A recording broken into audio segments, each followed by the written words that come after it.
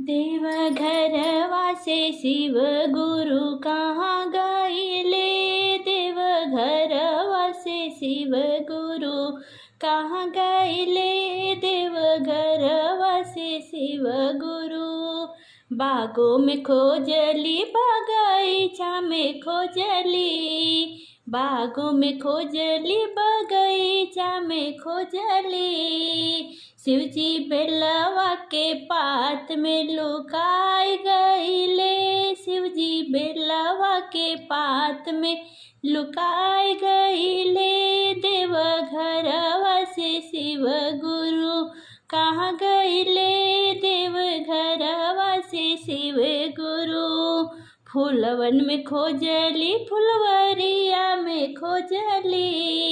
फूलवन में खोजली फुलवरिया में खोजली।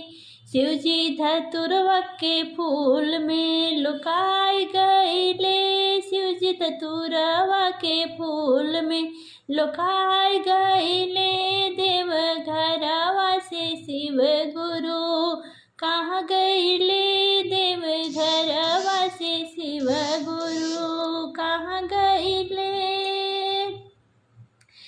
जंगल में खोजली पहाड़वा पे खोजली। जंगल में खोजली पहाड़वा पे खोजली। हो शिवजी भंगिया के पात में लुकाई गइले। शिवजी भंगिया के पात में लुकाई गइले। देवघरवा से शिव गुरु कहाँ गइले। देवघरवा से शिव गुरु जमुना में खोजली सरजू में खोजली। जमुना में खोजली हो सरजू में खोजली।